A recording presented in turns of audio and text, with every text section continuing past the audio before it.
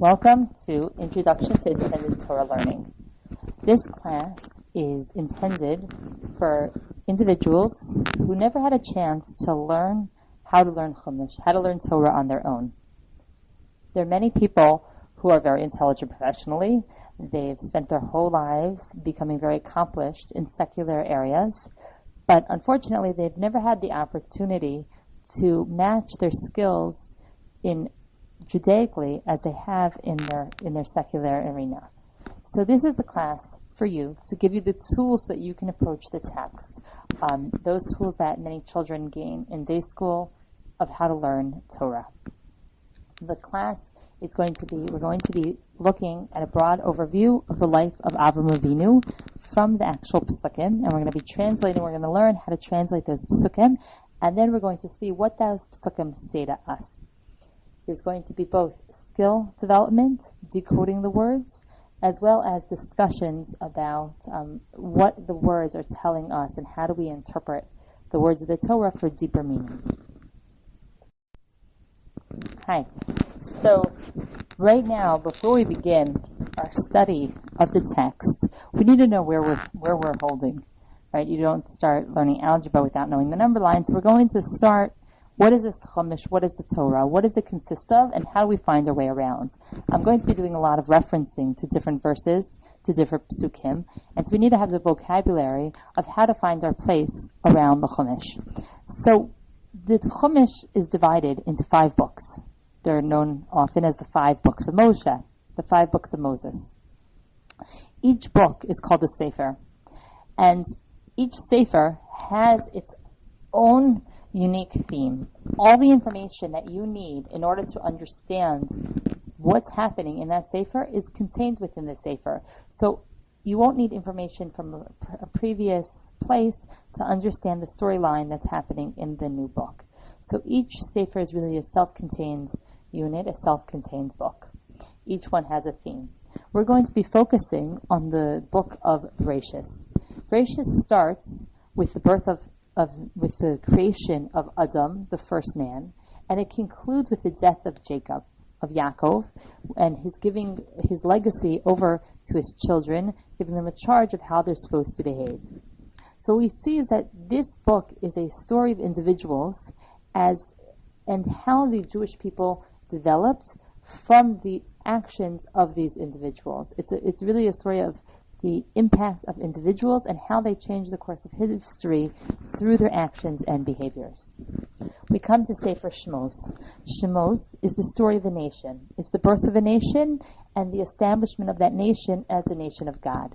We start with the Jewish people being enslaved, not as the Jewish people, but as the Bnei Israel, the sons of Israel, the sons of Jacob, who are in the land of Egypt. They are redeemed through the 10 plagues.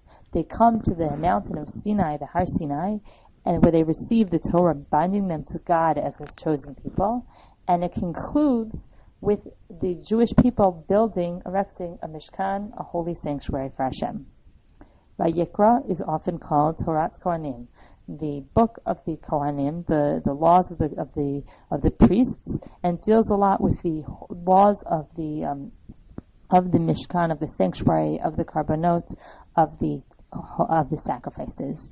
Bamidbar literally means in the desert, and it's the story of the travels of the Jewish people in the desert. If you want to know anything about what the Jewish people did in the desert, you're most likely going to find it in Bamidbar. Dvarim is the bookend. It's the final 30 days before Moshe dies and before Bnei Israel enter into the land of Israel, starting a whole new phase in their development.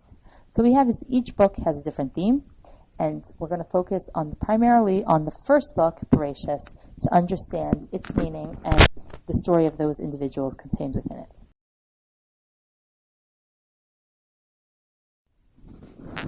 So, in addition to dividing the Torah into books, it is also divided into parshiot. Each week, a different parsha is read in shul, and these divisions were based on tradition. They have a Jewish tradition behind the reason for the divisions, and they divide the Torah into different units based on themes, based on different ideas that are contained within them. So We're going to be looking at two parshiot. Primarily, we're going to start at the end of Noach, which discusses the years leading up to Avram's birth. And then we're going to be looking in Parshat Lech Lecha, which deals with Avram's travels from the lands of Haran to the land of Israel, and what happens to him when he arrives there before he has children. So now we've discussed that there are books. Within those books there are units. The Bible, the Chumash, the Torah, isn't just important to us. It was also considered holy by the Christians who use this as the basis for their religion. As the basis for the New Testament, it's called the Old Testament. So Christian scholars also took the 5 books of Moshe and divided it up based on their understanding of the themes. These divisions were consecutively numbered, go from 1 to 50 in Sefer Bereshis. It's Parak Aleph, Parak Bet, Parak Gimel, Parak Daled. The chapters go in order of number, and they are divided by Christian scholars. We use these numerical divisions because for ease of use, but oftentimes the parak will continue into another parsha. So what we might find is that the parak will, that sometimes the divisions end neatly where a parsha ends, but sometimes the chapters sort of are haphazard when it comes to the way we divide up the Torah. But we use it because it's much easier to say, okay, turn to chapter 15, turn to chapter 16, than to say, okay, turn to a parsha Lech Lecha, turn to Parshas Vayechi. You have to remember the order. So we're going to be using the prakim, the numerical division of chapters, a lot. We then come to psukim. Within each parak, within each chapter, there are verses, and each verse is called a pasuk, and they also are numbered consecutively. Now, these verses do have a tradition. They're indicated. They are indicated by a colon at the end of the verse. So there is a tradition of how we divide up the verses. That is something that we consider part of our tradition, and those numbering was also created by the Christian scholars to number each verse in their chapters in the parak. So we're going to be using both chapter and verse to locate the psukim, the text that we're going to be discussing.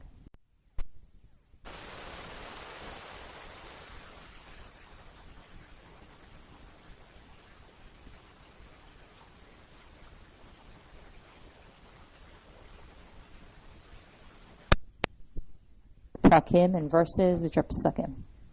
When you come to a chumash, this information is all there and available for you, and it's included at the top of each page to let you know where you are located in the text. Sometimes the Art Scroll Stone Chumash is going to have the verse labeling a little bit differently, but other than that, it's all basically the same information. If you look at the top of the page, which is highlighted in yellow, a yellow rectangle, the first word on the right is Bereshis. That's the name of the Sefer. Which book it's in. It'll be the Bereshis, Shmos, Vayikra, Bamidbar, Devarim. The middle letter is used as a number placeholder. In this case, it's Aleph, which stands for Perek. This is going to be the first chapter in the book. And then the final word, again, is Bereshis. In that case, it refers to the Parsha, which unit, which section we are in the Sefer of Bereshis. And so we're in the first chapter. If you look at the yellow circle, there's a large Aleph and then a small Aleph. The large Aleph is going to be because it's right before the beginning of the first chapter. So there's a larger letter which indicates the start of a chapter. There's then a smaller letter Aleph, which tells you that this is the beginning of the verse. And so this is how we're going to find our way around the Chumash. So we know how to find our way around the Torah now, and we're going to get more practice with that in the classes that are coming up. And now I want to discuss the first skills class, this first part of the class that's going to discuss skills. Now, while we're not going to be discussing how to decode words, we are going to be discussing how do we go about interpreting the psukim. And to teach this, I hope none of you get nightmares that you're back in middle school with your favorite middle school English teacher. We're going to be reading a poem, and that poem is The Road Not Taken by Robert Frost. Two roads diverged in a yellow wood, and sorry I cannot travel both, and be one traveler, long I stood, and looked down one as far as I could, to where it bent in the undergrowth, then took the other as just as fair, and having perhaps the better claim, because of its grassy and wanted wear, though as for the passing there, had worn them really about the same. And both that morning equally lay, in leaves no step had trodden black. Oh, I kept the other for another day, yet knowing how way leads on the way, I doubted if I should ever come back. I shall be telling this with a sigh, somewhere ages and ages hence. Two roads diverged in a wood, and I took the one less traveled by, and that has made all the difference. So when you're hearing this poem, there are multiple things going on in your head. First, you're interpreting, what does this poem actually mean? If we were looking at this poem without any other preconceived notions, we would tell ourselves this is a poem about a traveler who's standing in front of a fork in the road in the woods. That's what it has, and he has a choice to make. Which fork should he travel? Which path is the most appropriate for him to go down? That's what this poem is talking about. And we can hang up and, move on to the next slide. But if that was all that you said to your English teacher most likely would tell you, is that all this poem is saying? Is that the intention of the author? To write a poem about a man who has a choice where to travel, where to walk? So we have to look at the deeper understanding at what the author's intention was. What allegories did he use? What metaphors did he use? And what was he trying to tell us in the words he used? We have to look beyond the literal meaning and try to understand what else is the poem telling us. So, what else is the poem telling us? It's telling us that there are choices in life. And when we make a choice, you can go either way. But once you make that choice, you can never look back. That's my interpretation of this poem. You might have had a different interpretation of the poem. But what we have to, and that's part of interpreting poetry, is that there are multiple interpretations for the same text, and one cannot be more true than the other. So if I asked you, which is more true? Is it more true that this poem is about a man who's standing in the forest, or is it more true that this is about a man making a decision? Both are true in their own way. And so both exist in their own way, and both you can't discard one because you want to focus on the other. In the same way, the Torah has two different levels of understanding. There's the pshat, the literal interpretation, of what is the text in the Torah actually saying. And we need to understand that text because ein mikra yotzei midei pshuto. You need to understand text for text's sake. What the Torah says is important. Each word has to be understood as such. But there's also allegories contained within the text. There's also deeper meanings hidden within the text, embedded within the text. When we look at it, and every single pasuk, we're not just talking about psukim that were written, a poem that was written by a man. We're talking about text that's divine. And so this deeper meaning is imbued in every single component of the text, from the spaces to the letters to even the crowns, the extra ink that's put on top of the letters. Each one of those things contribute to a deeper understanding of God's intention behind that text. So how do we know what's true? How do we interpret the midrash? How do we interpret the deeper understanding of the text while not making things up? We don't want to just, if we're basing our lives on this text and you can interpret it however you choose, there's really not a lot of stock I should put in it. So I think part of what is the beauty of the drash is that if we look at the mafarshim that are included in the Nikros Gedolos version of the Chumash, they all have within them proof. They might give a drash, an explanation of the text, the backstory behind the text, but they will bring proof text either from another portion of the text, or from the oral law, or from logic. And then these conversations, these interpretations are discussed and dissected, and oftentimes you'll have, different commentaries calling each other stupid and idiots, and there's going to be a lot of intellectual excitement going on around the different interpretations. But the beauty of Torah is that it's open to all to learn, but because it's open to all to learn, there's a lot of checks and balances that go on to make sure that nothing false creeps into the tradition. So the drash, we have pshat, literal interpretation, and the drash, equally true, which is the midrashic, which is the deeper understanding of the text. Just as in the poem, there are two different understandings. But within the Chumash text, which is different than literature that you learn in literature class, there are two additional ways to interpret the text.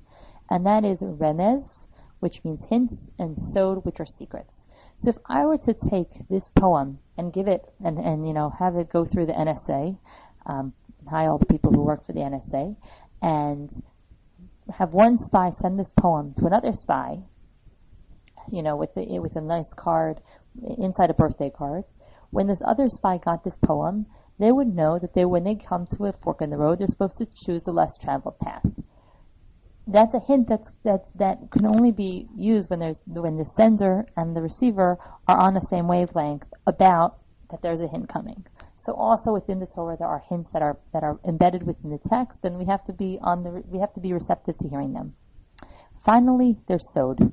Now, sod is Kabbalah. It's a do-do-do-do, the heebie-jeebie type of things that we associate with Madonna, but that's not really what sod is. If we look at The Road Not Taken, and we found out that it wasn't really written by Robert Frost, but instead it was written by Albert Einstein. And this text was written by Albert Einstein, and we don't know why it was written by Albert Einstein, but it was written by Albert Einstein. We would assume that we would not understand it because we don't understand physics. But another physicist would be able to take his knowledge of physics, his knowledge of the discoveries of Albert Einstein and his areas of expertise, and be able to interpret the poem based on his pre-existing knowledge. So it works the same way. We have a text, we have the Torah, written about that contained within it are mystical interpretations and mystical truths about the universe. We don't really understand these mystical truths because we don't have the vocabulary or the background to understand what it is that it's talking about.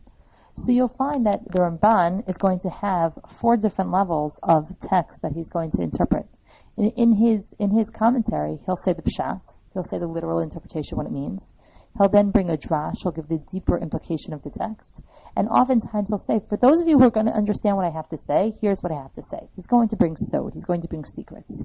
This sod, these secrets, the Kabbalah, is available for those who have the vocabulary, those who understand what it's talking about. We're not going to get into it because, unfortunately, I've never learned the tradition, and so I can't share it with you, but it does exist within the text. And that is the conclusion of what is Pardes. And now we're going to be using these skills to interpret the psukim on a broader scale.